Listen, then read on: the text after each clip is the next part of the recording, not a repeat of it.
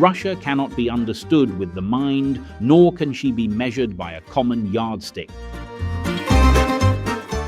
A special character she has: in Russia, one can only have faith.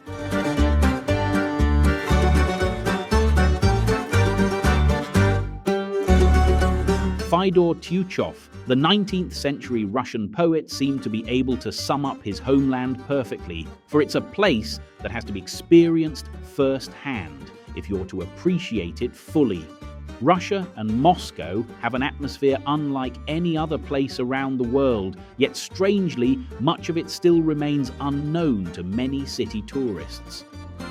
Russia is the largest country in the world, and with historical Moscow as its capital, it's a place that just demands to be visited. It's a huge, sprawling city that has flourished recently, and almost out of nowhere, it's become one of the world's most sought-after destinations. It's filled with ornate churches, designer boutiques, gourmet restaurants, and a world-renowned art scene. However, its beginnings were far more humble.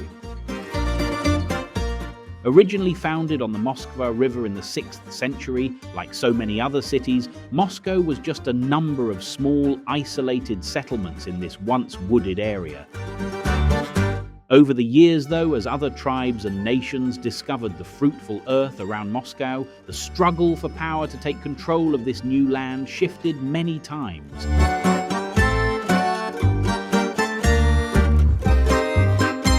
Warriors from Mongolia wanted to take control so badly that in the 12th century, when they attacked Moscow, they ended up burning what had become of the city to the ground.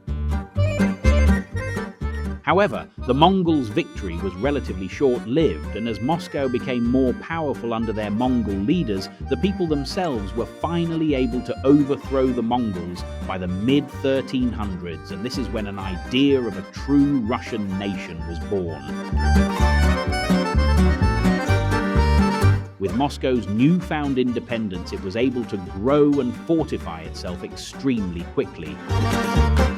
With growth came the emergence of Russia's first Tsar of all the Russias, Ivan IV.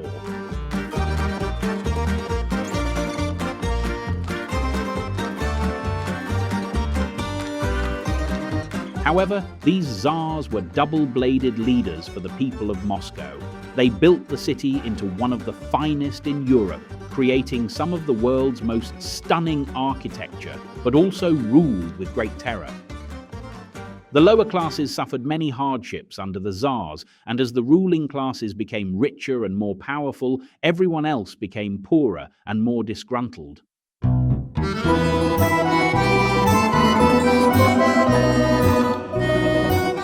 By 1917, Russia had lost 3.5 million men in the First World War, and even though the Tsars had built Moscow into a great empire, the lower classes had had enough.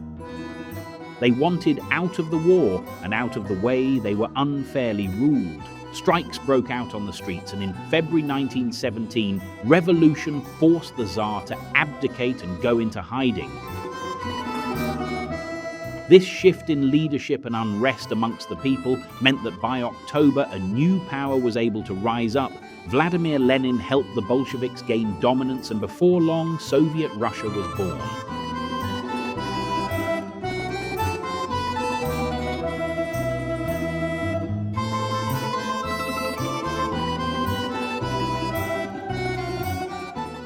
These events totally changed the face of Moscow.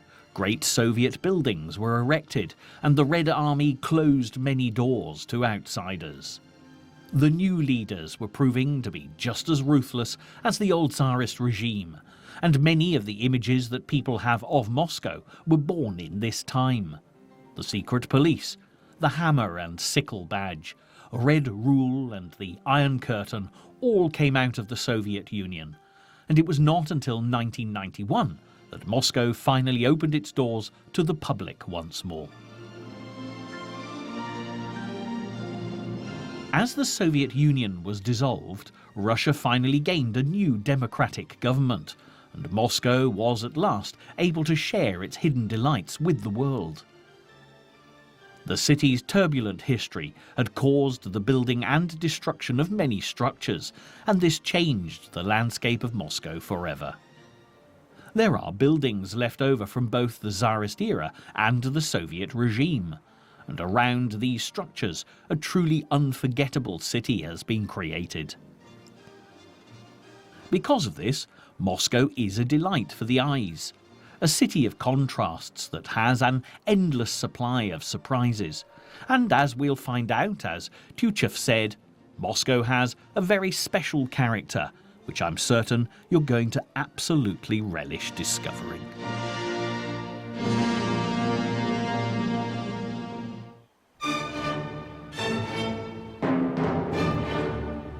The Kremlin surely has to be the place to begin any tour around this magnificent city. The architecture and story of this area sums up everything that Moscow is, and much of the city's complex history is rooted in this very spot. So it's no surprise that the Kremlin is to be found at the very centre of Moscow.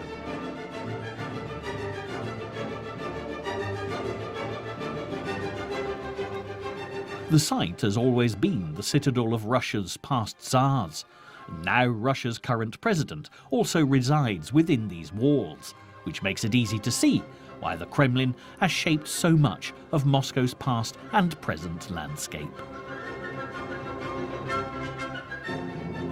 Because of this power, the shape of the Kremlin reflects the influence that it's had over Russia since its very beginnings in 1156.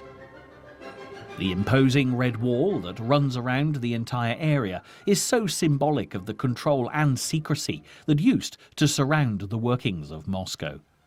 Today, though, the doors to many of the buildings inside have thankfully been opened to the public.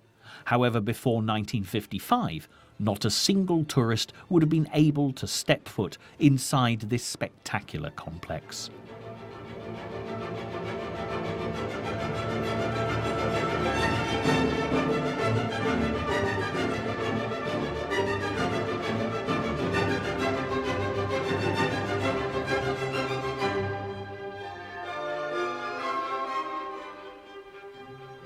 Moscow's so-called Iron Curtain kept many secrets hidden away from public view.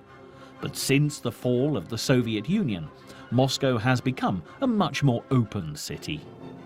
Thankfully, now all that really remains of that rather cloudy period are the buildings themselves, which is now one of the city's top tourist spots.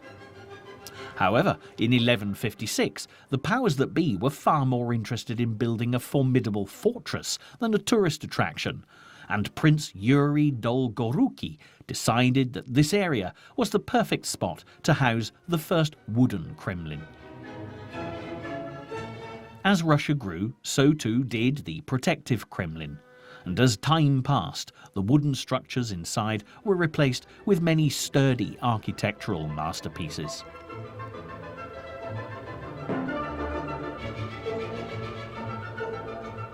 It's no surprise then really, with the wonderful buildings inside and the important figures that have resided here, that such a huge wall was built to protect it. As we walk around the outside, you can't help but get a slight chill as the red brick wall towers above us. Over 65 feet in some places, and at 20 feet wide, it would take quite an army to topple this barrier. Luckily though, since the fall of the Iron Curtain and the opening up of many state buildings, there's now no longer any reason for armies to try and attack the Kremlin. In fact, the huge towers that we can see all around the outside of the wall, instead of being structures to fear and keep an eye on any potential trespassers, they are now the main entrances that tourists take to get into the Kremlin. Of all these entrance gates, the Trinity Tower at over 249 feet tall is the most impressive, and once you walk through its huge arch, there's a whole host of delights ready to be explored within this fortress's walls. If you can bear to tear yourself away from the splendour of the Kremlin, we'd better head off to our next spot, as there really is so much more to see around Moscow. This is a rare city, and although being the capital of mighty Russia, it often feels like an undiscovered town at times. However, as you explore the streets and squares, you'll still come across many famous sights. And for what was once a feared and at times secretive city, you'll be surprised at how open and familiar many of the districts in Moscow are. A place that really must be one of Moscow's most famed is the iconic Red Square. The first thing that'll probably hit you standing in the centre of this public space is the sheer size of it. Spreading out over an expanse the size of 4 football fields, it really does dwarf you. And although this can make it feel rather oppressive, its magnificence is quite breathtaking. Many centuries ago, this area was crammed with buildings and shops. However, towards the end of the 15th century, one of the longest reigning Russian rulers, Ivan III, ordered the destruction of all the houses in front of the Kremlin to create a huge state square, and so Red Square was born. Since being cleared of houses, this space has become a much-loved centre for parades, speeches, events, and at times even executions in the city. Suffice to say, it's been many years since the last public execution was held here. If you want to get a better idea of what it might have been like addressing a crowd of thousands in this wonderful setting, or watching a huge parade goose-step by, then it's worth heading to the Lobno Mesto on the southeastern end of the square. Here is the very platform that many of Russia's past leaders spoke from, and even today it holds a special atmosphere you'll find unique to Moscow. This is also a perfect spot to take in the majesty of Red Square, and from here you can really begin to explore the many wonderful buildings that surround the area. You'll notice one in particular, which almost overpowers the entire square. This huge building is the GUM. This massive complex is in fact Russia's largest department store, and must surely be one of the world's most beautiful. The GUM dominates almost the entire length of Red Square. However, the beautiful arched facade and stunning glass roof begin to hint that this is hardly your average store. While most cities around the world are now filled with soulless shopping complexes and lifeless stores, Moscow has cherished its past, and you'll find that the city's commercial business has prospered because of it. Combining Russian medieval ecclesiastical architecture with an elegant steel framework, the edifice is reminiscent of the great turn-of-the-century train stations of Paris and London. And when the structure was completed in 1893, it showed the world that Russia could have the style and commerce of any other major capital. If you have time to take a look inside, you'll find yourself stepping into the glamour of Russia's past, and with an array of shops and stores on offer, you won't find it hard to pick up fine gifts from the many world-famous brands to take home as souvenirs. Sadly, on this tour of Moscow, there really isn't time to go shopping, as the city has so many more locations just crying out to be seen, and as Red Square is brimming with architectural features, you'll find plenty to keep you occupied.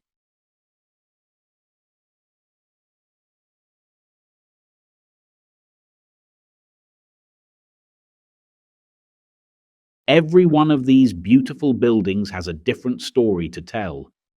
However, none is more beautiful than St. Basil's Cathedral.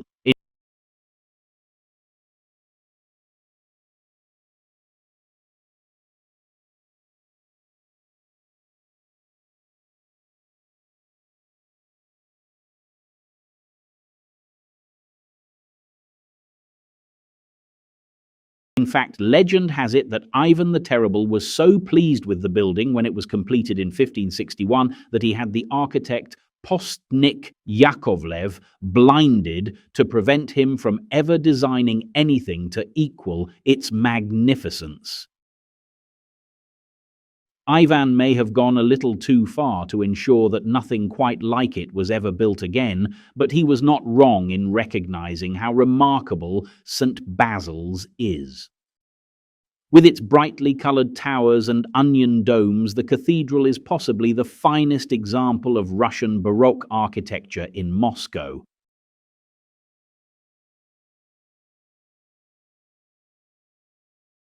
However, the splendour of this architectural masterpiece is not just down to Ivan the Terrible and Postnik Yakovlev. As if it were not for a raging fire in 1583, St. Basil's would have looked somewhat different from the structure standing before you today.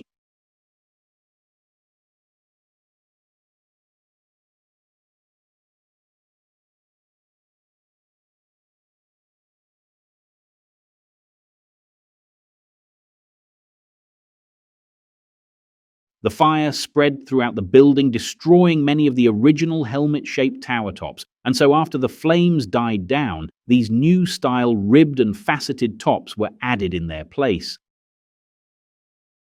Then, even later in 1670, vibrant colours were introduced, decorating each dome with a delightful array of patterns and swirls. As you can see, rather than taking away from the original design, these changes have really added to the cathedral and made it what it is today.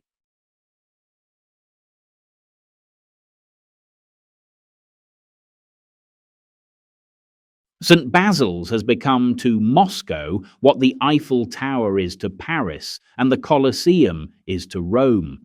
It perfectly sums up the individual character of Moscow, and in a city literally filled with world-class buildings, it is surely one of its most important landmarks.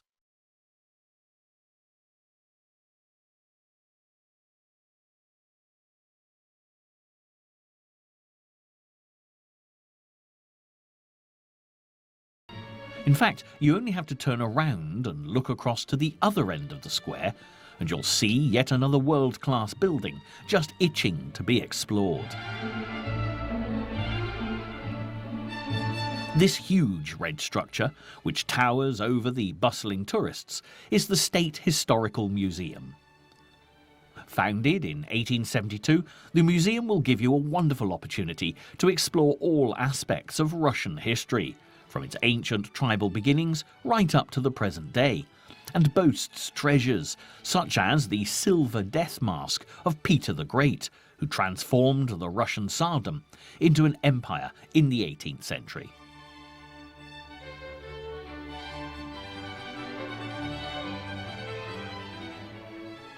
Thanks to the efforts of Russian scientists, historians and archaeologists, the museum's collection of artifacts is so huge that the numbers have now reached well over 4 million. However, there is one item that really surpasses everything else in the collection, which is the fine building that houses it all. Originally opened in 1894, the museum's neo-Russian design is one of the city's finest examples of this kind of architecture. Even today, the red brick facade with its ornate turrets, pinnacles and decorative cornices leaves a lingering imprint on the mind. And it may be of surprise to discover that the museum has recently undergone a lengthy restoration programme. During the Soviet era, the lavish murals on its interior were sloppily plastered over, leaving it in a shabby-looking state. And so finally, in 1986, it was decided to restore the museum to its former glory. Although some rooms are still closed, the main doors are now open to the public, and without doubt, the restoration was a huge success, as today, this is one of Red Square's most fascinating residents, both inside and out.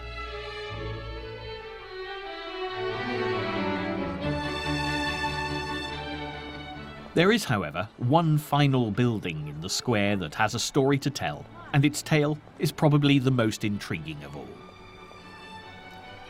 Behind the red brick walls of this rather plain building lie the remains of one of the former Soviet Union's greatest and much-loved leaders, Vladimir Lenin.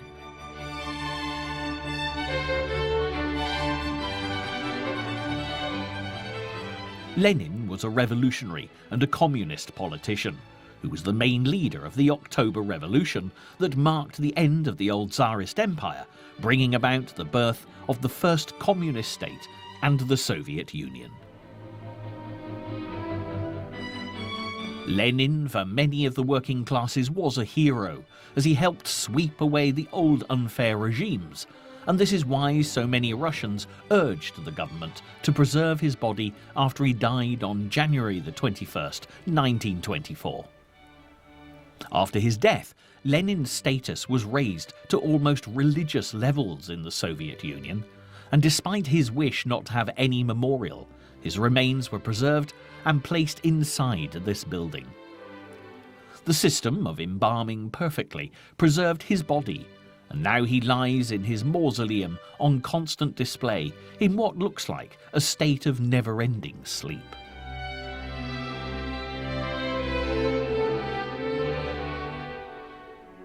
Before the dissolution of the Soviet Union in 1991, the queues to pay your respects to Lenin would snake all over Red Square, and it could take hours of patiently waiting before getting a glimpse of the leader inside.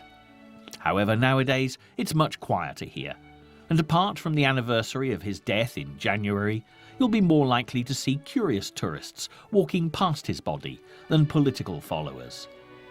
The mausoleum may not be the most memorable of buildings to look at, but it must surely be one of the most intriguing to visit, and something you won't forget for a very long time.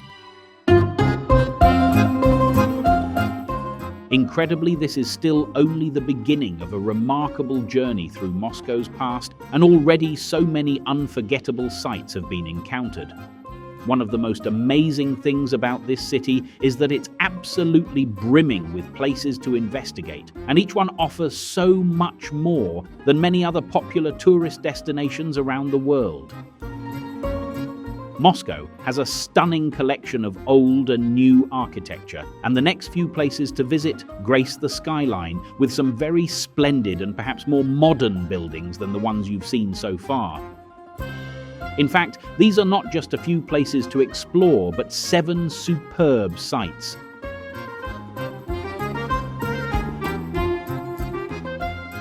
This collection of buildings spreads out around southwest Moscow and goes by the name of the Seven Sisters. And when you see them up close, you'll quickly understand why people think they're related.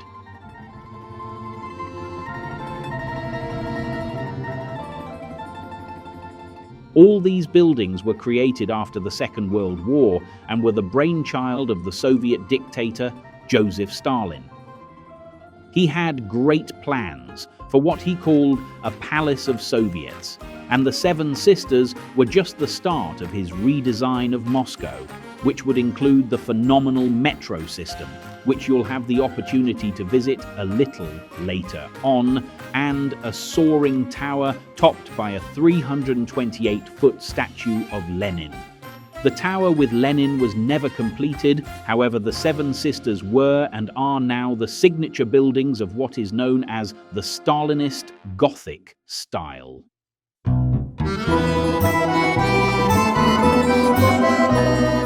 One of the finest examples of this collection is the Moscow State University, situated just north of the Kremlin, which is actually the tallest educational building in the world. With its Soviet star perched on top and classic wedding cake style towers, there is no mistaking that this is one of Stalin's buildings. The Moscow State University wouldn't look out of place in any modern metropolitan city, and this is exactly what Stalin wanted, as, after the war, he feared foreigners would come to Moscow and be astonished by the lack of skyscrapers. With the creation of this building and 6 others, Stalin wanted to show the world the power and influence the Soviet Union now had. The Moscow State University can't help but impress as it towers above you, and even now is a shining example of how the Soviet era totally changed the landscape and mentality of Russia, something that can be felt in Moscow even to this day.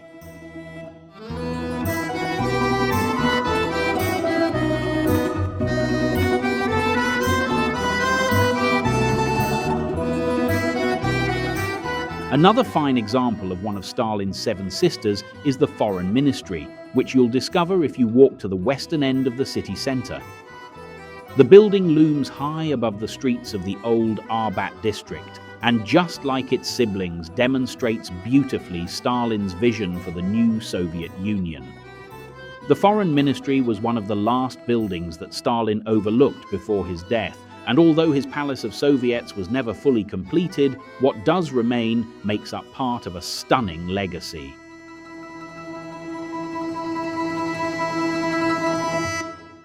Another gift that Stalin left behind to the people of Moscow was the metro.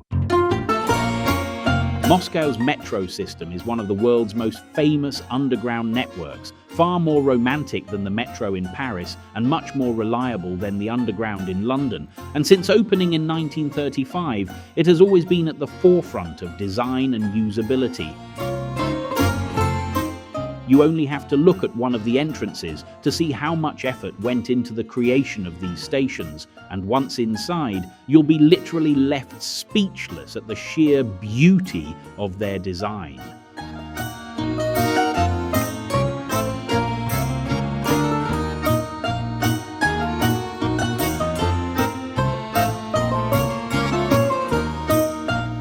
People actually come from all over the world to experience Moscow's metro system, and the artwork and fittings that adorn the many stations are unlike anything you will have ever seen. What makes the metro even better, though, is that it is incredibly reliable and very cheap. So if you're able to understand the basic workings of the system and feel confident reading the Cyrillic signs, this is the best way to travel around and a fabulous way to discover some of the city's socialist art.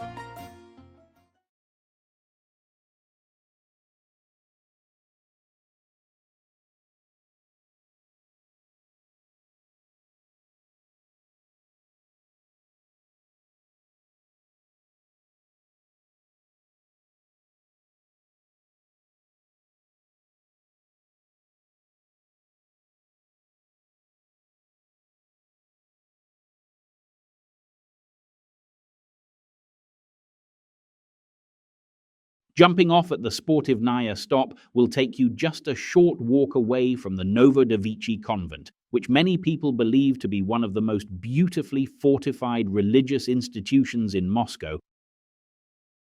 And when you stand next to it, you can understand exactly why.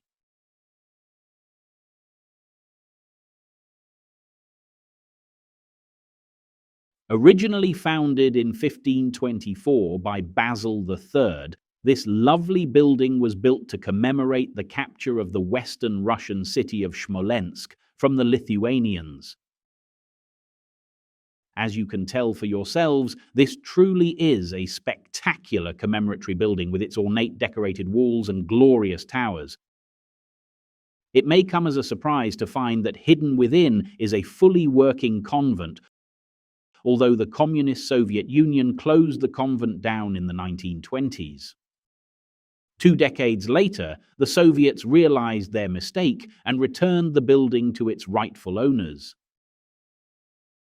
It would have been quite a tragedy if the convent had been allowed to fall into disrepair, as gazing up at the tall towers and golden domes reaching high above the trees, it creates a stunningly captivating sight. You could probably be quite content just relaxing in the presence of this tranquil complex for the rest of the program, as it's a place where all worldly stresses seem to just melt away.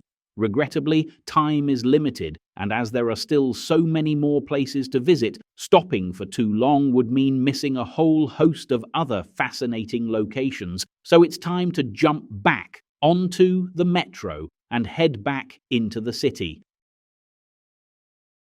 Just a quick trip will take you back to the old Arbat district, which you visited a little earlier. This is a charming area in the west of Moscow, which has a totally different atmosphere to the Novodevichy Convent, yet you'll find it just as inviting.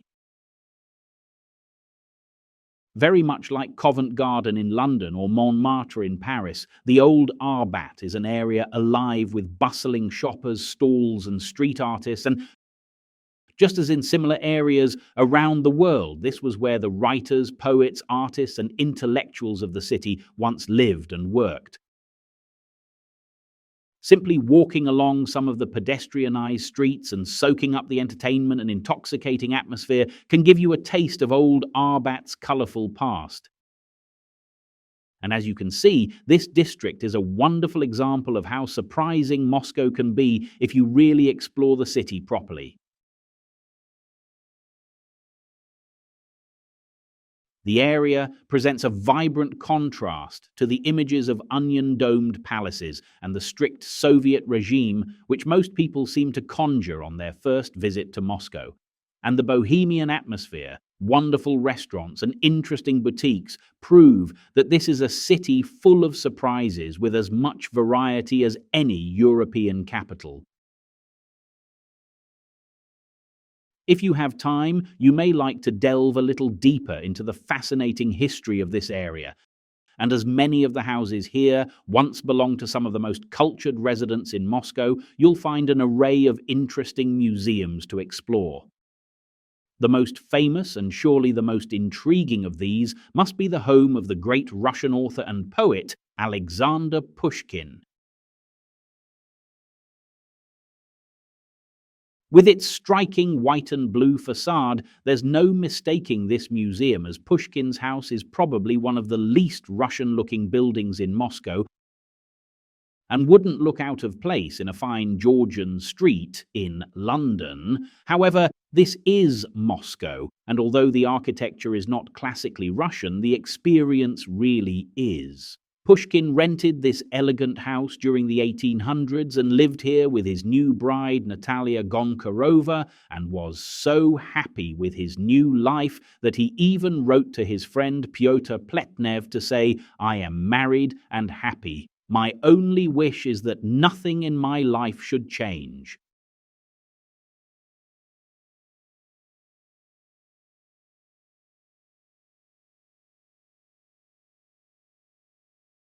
However, after a short spell, the couple moved to St. Petersburg, and suddenly everything did change for Pushkin, with a tragic series of events which would ultimately lead to his life being cut short at the young age of 38. Pushkin's wife Natalia was one of the most talked about beauties in Moscow, and at the time was alleged to have a lover, a French immigrant by the name of Georges de Hante. This led to a furious feud between the two men, and after much arguing, a duel was called. Sadly, Pushkin was fatally wounded in the fight, and although de Hante had nothing but contempt for the writer, the people of Moscow and Russia loved him dearly, and this great museum proves just how much the great man meant to them.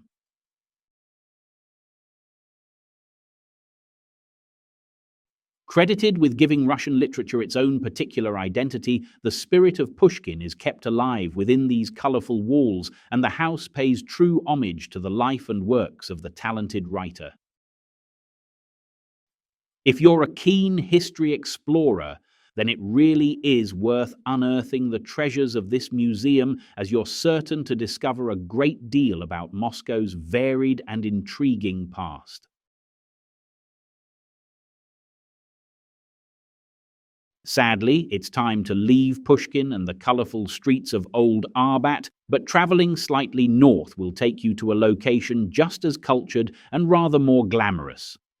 Behind the pillars of this impressive building is the home of an art form which is truly Russian in flavor, and the reason why this structure has become such a landmark in Moscow.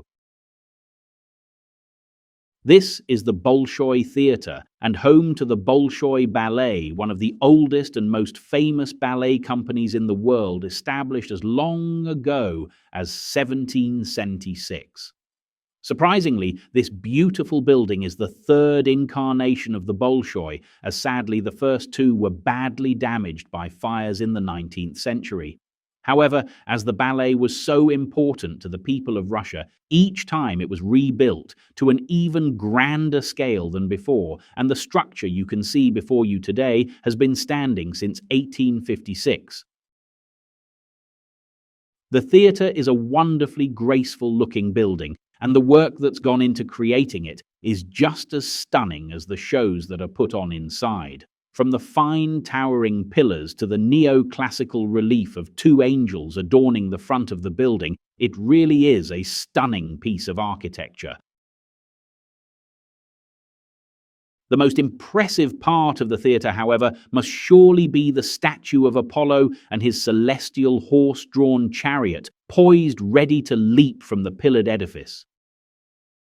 This statue was part of the original building, and it's quite extraordinary that the very part of the structure that survived the heat of the fire was that of the chariot, which, according to legend, dragged the blazing sun across the sky.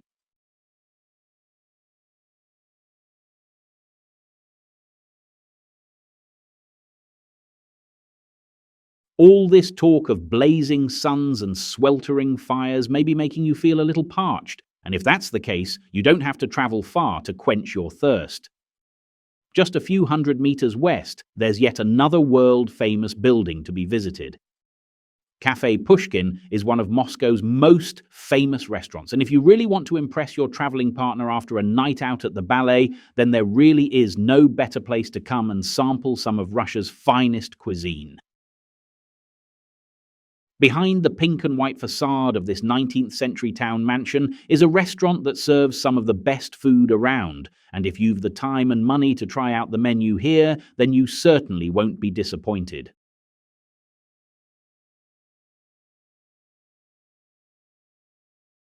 After you've eaten your fill at Pushkin's and had that extra dessert you really shouldn't have, then you might want to spend a little time walking to burn off those calories. If that's the case, what better place to head to than Moscow's fantastic city centre zoo?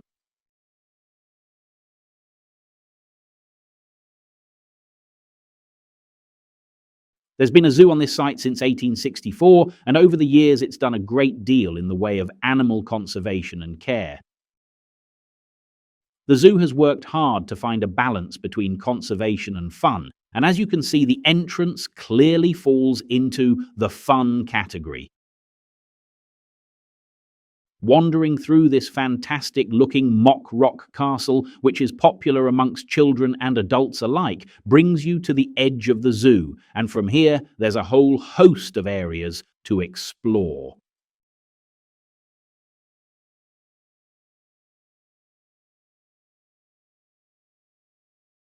Once Russia and much of Eastern Europe was condemned for its treatment of caged animals, however, recently these attractions have really changed, and the people of Moscow now understand the importance of proper animal care.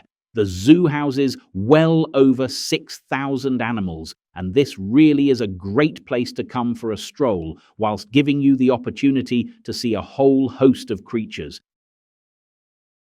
If you'd prefer to stay on the historical rather than the zoological path, and are looking for something which is maybe more in keeping with the traditional view of Moscow, then you may want to head towards the Triumphal Arch. This glorious piece of commemorative architecture looks as though it's been standing in this spot since Napoleon was beaten out of Russia in 1812.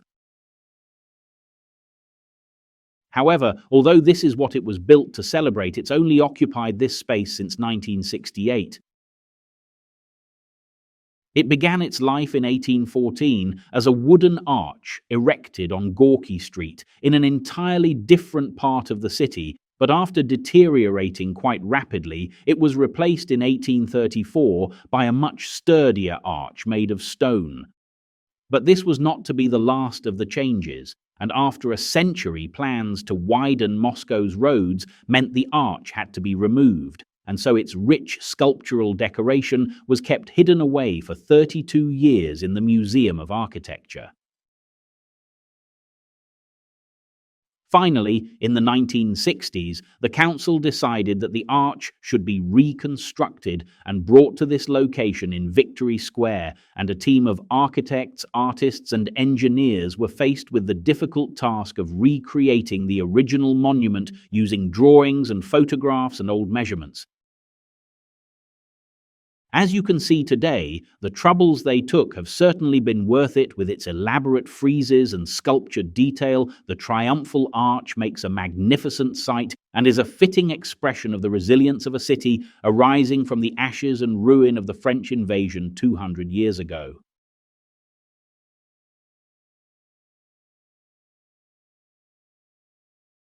However, this fascinating monument is not the only structure in Moscow to disappear from the cityscape, only to be returned years later.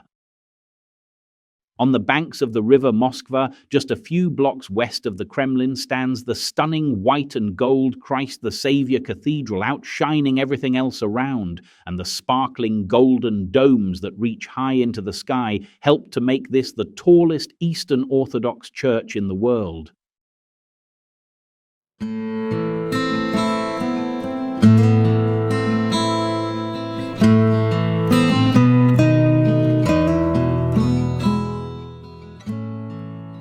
You are very lucky, however, to be able to enjoy this cathedral at all, as this is, in fact, a very new church which was built to replace the original, which was destroyed in 1931. The cathedral, however, was not bombed by enemy forces or ravaged by fire, as you might think, but torn down by Russia's leader at that time. Joseph Stalin had chosen this spot to be the place where a great monument was built, to make way for it.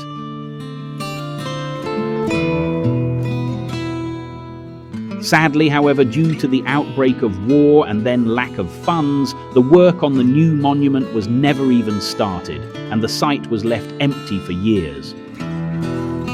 There was eventually a public swimming pool put here, but finally in the 1990s it was decided that the cathedral should be rebuilt.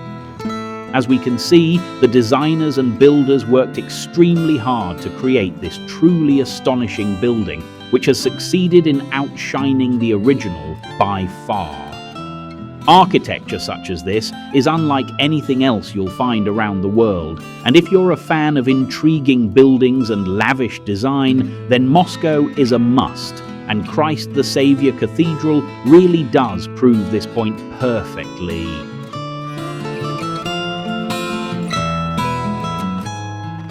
Although the cathedral is perhaps one of the most beautiful buildings in this area of the city, there is one monument along the river competing for attention, which you'll find almost impossible to miss.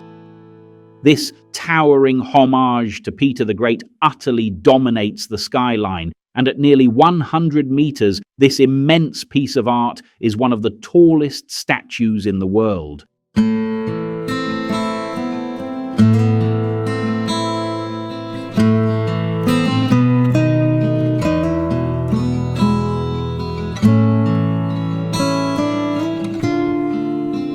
It was created by the controversial artist Surab Tsereteli in 1997 to commemorate the 300th anniversary of the Russian Navy. However, the attitude of Muscovites to the statue is far from favorable, and some have gone to the most extraordinary extremes to remove the colossal bronze ship and Tsar from the cityscape, even attempting to blow it up.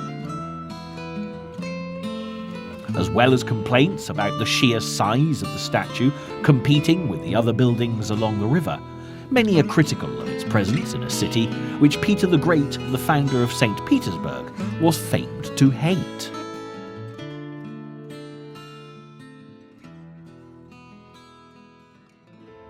Although unpopular with the locals, you can't fail to be bowled over by the spectacular size of this huge monument, but if you'd rather visit something a little closer to the hearts of the Muscovites, it's worth heading off to Moscow's best museums to uncover some of the city's hidden gems.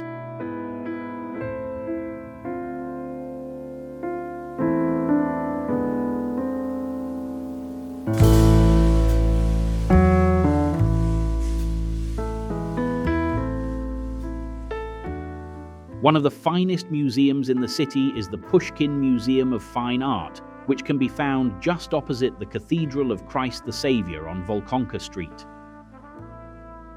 Originally founded in 1898, there really is no missing the museum's beautiful pillars and sweeping driveway, and what is housed inside is just as unforgettable.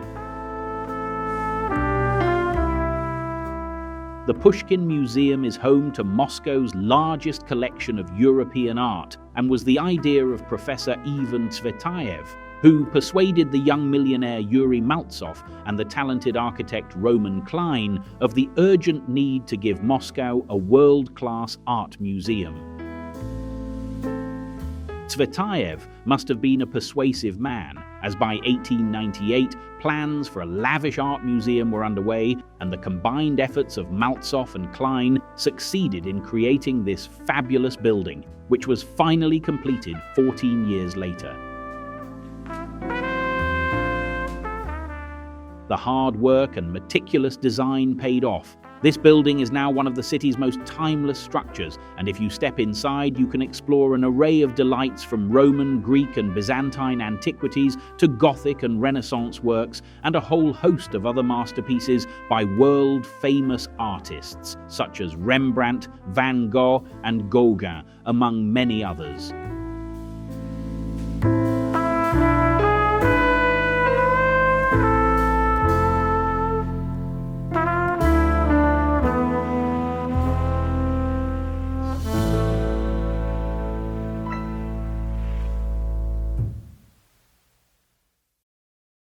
Ivan Tsvetayev knew how vital such a museum was to a city that wanted to make itself known to the modern world, and when the doors opened on May 31st, 1912, the people of Moscow were finally able to see how culturally important this building would really be. The Pushkin Museum's collection is truly staggering and without doubt rivals that of museums and galleries across the globe.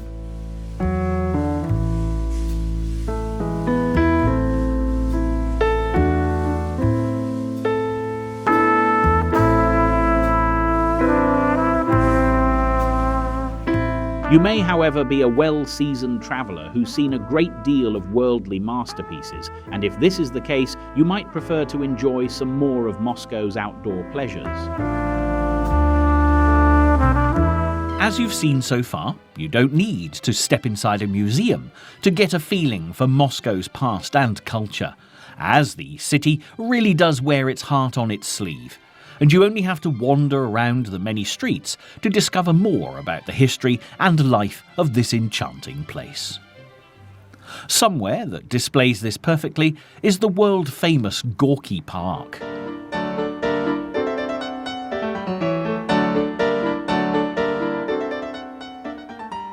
This extraordinary area was originally opened in 1928, and it brought together two existing open spaces in order to create a huge 300-acre site that sits right on the banks of the Moskva.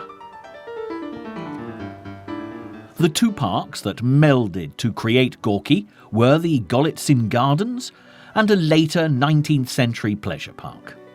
Because of the two very different types of park that went into making Gorky, it meant that it had the best of both worlds: entertainment and rides for the children, and wooded walks and floral borders for the adults. Gorky has most probably become the world-famous place it is today because it features in the grisly novel about a psychopathic professor by Martin Cruz Smith, which proved so popular it was later adapted for the Michael Apted film. However, Gorky couldn't be further from the depressing picture that the author paints of it, and is a wonderful place to spend a few hours of your time while in Moscow.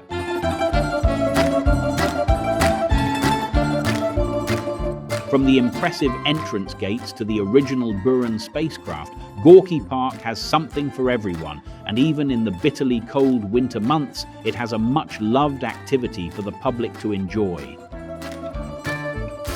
During this time, many of the paths and ponds in Gorky freeze over, and the park becomes one huge, magical-looking ice skating rink. However, even if ice skating isn't your thing, there is bound to be something in here you can find to amuse you, and just as Moscow is a city guaranteed to enchant, Gorky Park is certainly guaranteed to entertain.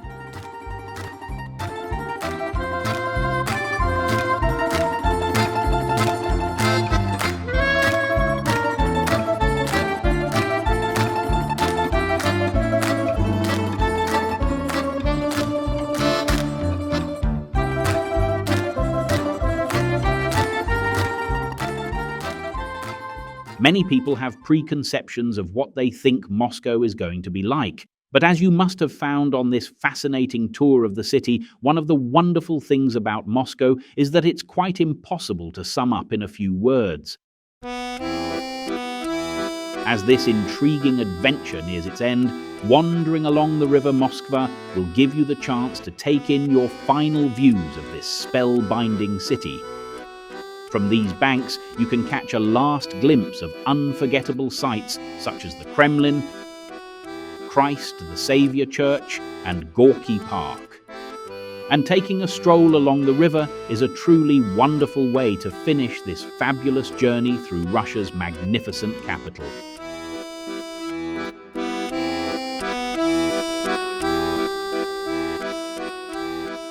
This is the one true city in the world which is sure to leave you speechless, for its history, architecture, and atmosphere blend together to make it a place unlike any other.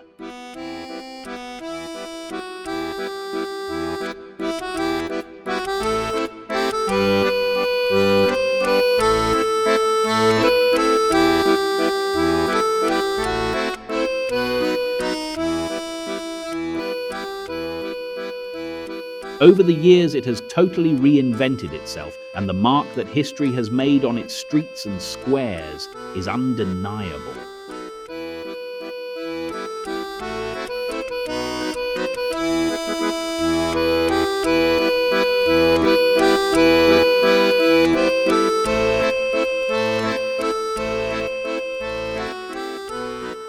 From an empire of czars to a city hidden behind the Iron Curtain, a unique and extraordinary capital has been created, full of breathtaking wonders just waiting to be discovered.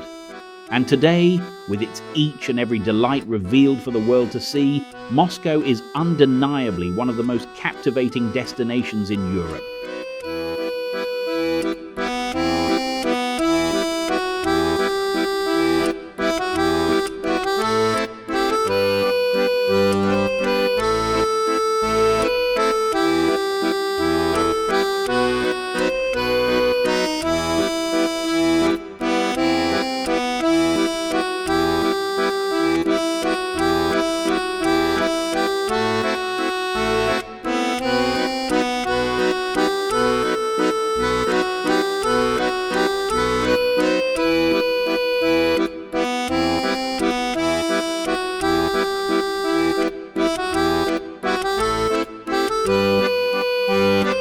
Sadly, it really is time to leave this enthralling city and say goodbye to the bright domes, elegant facades, and historical figures that grace the Russian skyline.